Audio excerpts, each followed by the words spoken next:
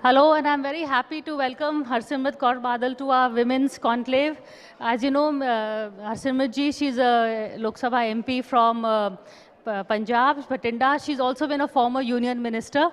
So thank you for being here. And I just want to tell you that this We Women Want, it's an organic result of a show that we do every week, where we discuss women's issues, we celebrate winners, we also try and find empathy and solutions to problems that face women. So thank you for coming here.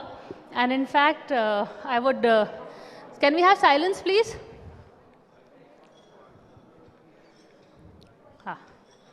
Thank you. I think it's always the session after tea is a little difficult to get everybody back down. Sometimes I become a school monitor. But Harsimrat ji, before we, I would like to talk to you a bit about politics, but first about your journey. You've been a convent-educated girl who got married into a political family. Politics, I don't think you'd ever thought कि मैं बड़ी होके I will become a neta or मंत्री बनूंगी. लेकिन हो गया ऐसे. So how did you feel about it? To let you into a secret, Priya, the basis of me marrying my husband was, like my father said, was an arranged marriage. He says, "Vyah tahi hoga if the boy never comes into politics." So the basis was that Subir would never enter politics. And that's the only reason why we got married. And who knew that 2 years later he would become an MP and a couple of years later so would I. So I say it's all destiny. Nothing's in your own hands. And forget about ever thinking I hated politics like a typical young Delhiite. I think now they're a lot more aware than what we were. In fact, right up to the time I got married, I didn't know what the badals were. I thought they were, some clouds or something. I knew nothing about them. So. Very stormy clouds. Absolutely. So you're right. I had no intentions of ever coming into this line. But yes, I did realize that once you're in this line, there's a lot that you can do, and my aim was always to uplift women. In fact, I started Nanni Cha, which was an NGO to uplift women. And my journey as an MP has just been another platform to talk about women's issues and to see how I can address their problems. In fact, about Nanni Cha, I would like to talk to you about that also. But before that, so you got into politics. One is to, marry into a political family. Second is to be a politician yourself, and wo bhi in Punjab. How are you taken as a woman, not just from the Badal family, but as a woman politician? How do people accept you easily? Kaise tha shuru mein? I think it's never easy for a woman.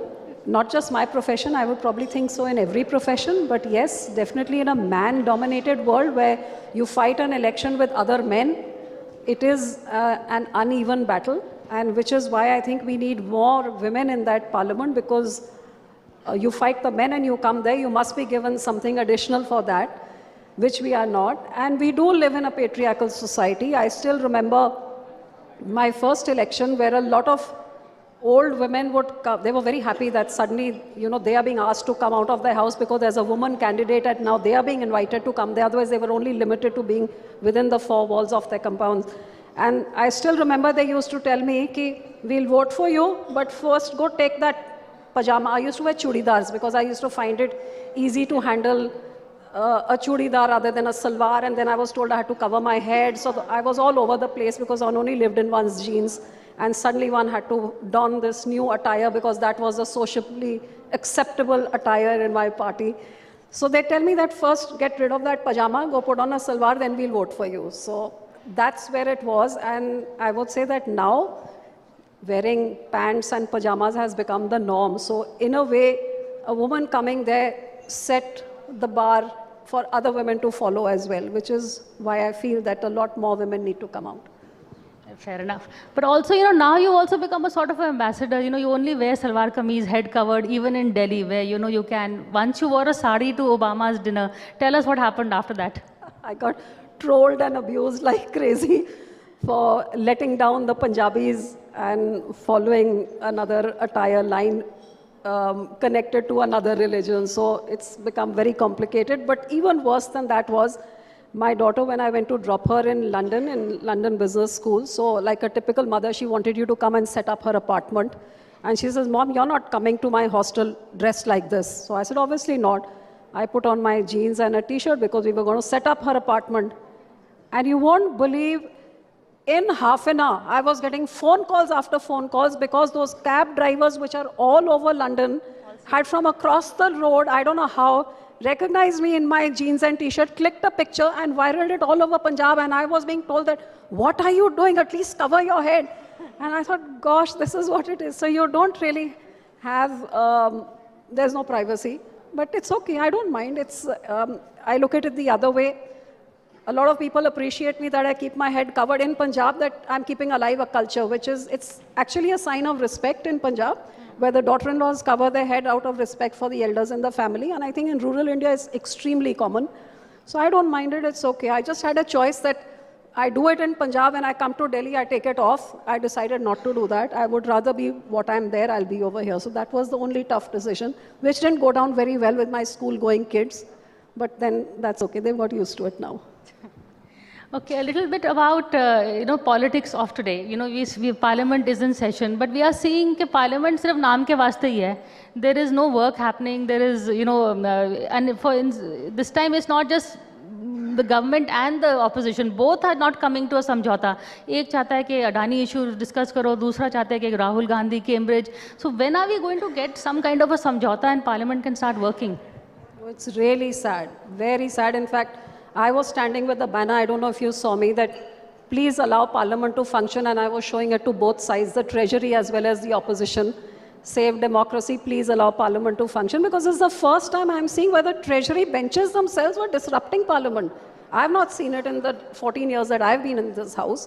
And if the people who are supposed to run the Parliament start disrupting it, then what hope is there? So it was clear that it was going to be a washout, but then I felt that they wanted कि, so and so माफ़ी मांगो, माफ़ी मांगते मांगते उसको बाहर निकाल दिया, अब तो चला लो भैया.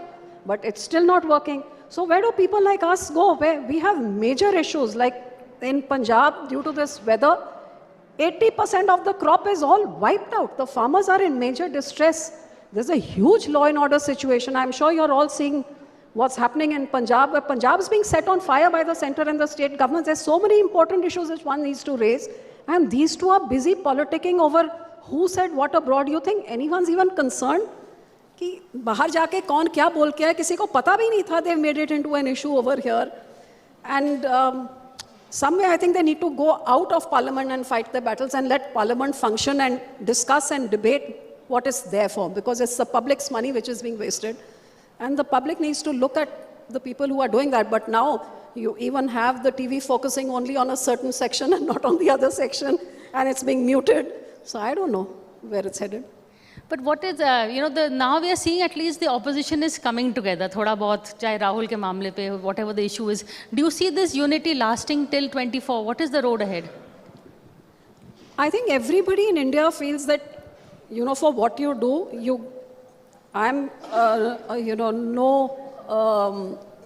I have no sympathies for the Gandhi family or for the Congress party for what they've done to Sikhs and to Punjabis. So I don't speak for them. I speak as an Indian who believes in democracy and who believes in the constitution of our country. I think what is going on is actually an insult to Baba Sahib Ambedkar ji, who's the father of the constitution.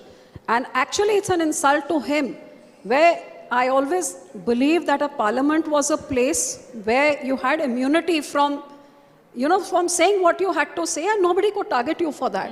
Now suddenly if you can't even speak what you feel in Parliament, it's all going to be expunged. You can't speak outside because you'll be picked up like a certain leader was, which... he who shall not be named. I don't want to name because I'm not their spokesperson. So you can't speak, so now you can't go abroad and speak. So where are we headed? At least there's freedom of speech is one of the major things which our constitution gives us, and that too inside the Parliament if you can't. So it is very unfortunate. And if the opposition has got together and raised certain things, of course they need to be answered. They must be discussed. You can't be that arrogant and not answer them and say they won't be debated and they won't be talked about. I think that's the height of arrogance. And it's unfortunate that it's reached that level. And the entire opposition may not see eye to eye with each other, but they're definitely agreeing on something, that there is an issue which should be discussed, where an answer should be given. But on the other hand, instead of giving answers and discussing and putting your point across, if you've got nothing to hide, you should not be running away from the debate in the first place. You want to divert it by throwing somebody out of Parliament and doing all that. I hope the nation and the educated people of this country are watching. And, but until they get an option, what choice do they have? That's the brings me to my question. What is the option? So far, A, do you think they're setting up Rahul Gandhi for a fall? As you said, Rahul Gandhi ne Cambridge mein bola, kisne suna? Until the BJP picked it up and made an issue of it. So is this what the BJP wants? Conspiracy theory hai कि Rahul Gandhi ko set up karo because they like that fight. I don't think you ask people to put up their hands. How many of us even take what Rahul Gandhi says seriously? I don't think anyone takes what he says seriously in the country. I don't know why BJP is taking it so seriously. That's one. The Congress spokesperson coming. We'll wait for her. That's one thing which I have not been able to figure out, get an answer to this quiz, that why is BJP taking him so seriously when the nation doesn't take him seriously? Only they can answer that. But obviously it's a diversionary tactic. They would rather have him than have anybody else. But politics is such, it'll throw up somebody. I mean, you know, you can keep compressing the spring to an extent, the spring will snap back. And when it does, then it will be there for everyone to see. I hope it happens sooner than later. अच्छा पंजाब के बारे में कुछ बताइए because Delhi से लगता है कि Punjab is spiralling out of control आपको what is because there is also some people who are you know sympathetic to Amritpal this is what they are saying और there is no sympathy for him what is the state what is happening in Punjab देखिए what is going on in Punjab raises a lot of questions as to what are the state and the central governments doing. Without doubt, जब भी elections आती हैं, लोकसभा की elections, तो all this kind of communal tension increases. State elections में भी होता है and लोकसभा election से पहले तो ये होता ही होता है because it is one way of polarizing and that is a favorite technique of certain parties. But what is being done to Punjab, a border state, which is like, you know, wall between those Pakistans, what they want to do to the country and between the nation. This is Punjab is the wall that keeps their, you know, their negative activities at bay. But suddenly out of the blue, somebody arrives in our state and starts off doing whatever he is doing. No one is questioning where he's coming from. He gets this huge media hype. He starts talking things about, you know, the Home Minister, Indira Gandhi is just a tip of the iceberg. See what happens to the Home Minister, no reaction. He talks about breaking up India and making, you know, a separate state, no action. He further goes ahead, goes to a police station, beats up the cops, 18 of them, someone had to have 20 stitches, takes kabza of the police station. His friend who he had, or his associate, whoever, takes him out and walks off. No action. No action by the government. You're beating up policemen, you're taking kabza of police stations, you're chhodaying your banda and going off, and there is no, is there any law and order in the state? I think that's what Aam Aadmi Party needs to answer. And here is a person openly talking about tukde tukde and about threatening the Home Minister. There is no action from the center. Why? And now, suddenly after 4-5 weeks, you decide to take action against the gentleman. And the norm is that anyone wants to pick up. I've also been in the government. My husband's been the Home Minister. Even this government, if they want to pick up, just today they had to pick up somebody. They went at 4:30 in the morning and picked him up. Why was this guy who had announced 2 days earlier that I will be going to the police station to take kabza, allowed to travel for 100 kilometers with no cops stopping him, and allowed to go there and do what he done? And 3 weeks later, you decide to pick him up, not in the morning from his house. He wasn't running, he wasn't hiding. He is allowed to go, and then this crazy chase. And there are 80 companies from the center, the BSF, the ITBT, CRPF, I don't know how many companies from the center. Half the Punjab police, the court said you had 80,000 police force, you couldn't catch one person, you caught everybody. That one person you couldn't catch, it's almost 3 weeks, you haven't caught him till now. What's going on? I think both these governments need to answer what's going on. And what this government is doing, in the garb of looking for this guy, they're picking up innocent boys across Punjab. Over 350 of them have been picked up. For what reason? I mean, those were the days where the Congress party and the Gandhis used to put Tada. We still remember in the 80s. Our youth were picked up, Tada was put, and we never saw them again. They were thrown into various jails. Now these youngsters are picked up, NSA, National Security Act, sent to Dibrugarh, sent here, sent there. What is their crime? What have they done? Nobody knows. Eventually, Akali Dal had to step in and fight their cases. We've got 100 of them released. And to the extent you'll be surprised, Priya, the Akal Tak Ka Jathedar, we Sikhs, we have our own mini parliament where the Sikhs vote for who we want to run our Gurdwaras. And it's headed by the Akal Tak Ka Jathedar. He put out a tweet saying that, you know, these innocents should be released. Even his Twitter tweet was blocked. Who does that? It's not the state, it's not anybody who can do that. It's the state and the central government. So what is being done? This fear psychosis, this NSA Act being put where everybody is worried what's going to happen to their sons, this communal polarization, law and order, anyway, gangsters are ruling Punjab. I wonder how many of you saw that Lawrence Bishnoi's interview from Bathinda, my council. It's the highest security jail we have over there. And the man is giving a 1 hour long interview. And the next day when the DGP tries to cover up ki purana hai, he gives another 1 hour long interview. He's in police custody. How are the gangsters giving these interviews? There's no answer till date, no heads have rolled, which is why they're sitting behind bars with full police security, calling up anybody and everybody, and extortions are rampant. You buy a new car, you're a shopkeeper, you sell a land. If you don't pay them up, they just come and shoot you. What happened to Suddhi Moosewala? They just came and they shot him. And you're playing a kabaddi match, they'll come and shoot the kabaddi player. 2 people have a fight, they'll shoot you dead. They're gone. And this is what Punjab has become. The industry is running away from there. The youth are all going off abroad. It's not a safe place to live. Do you see governor's rule coming to Punjab, the way it's headed? Well, that's what the center would want to do. The people don't want that. That's what I'm saying, that the people do not want any Khalistan. We want peace. We want stability. We want communal harmony. That's what the people of Punjab want. But obviously, like in the 80s, Indira Gandhi wanted something else to win an election.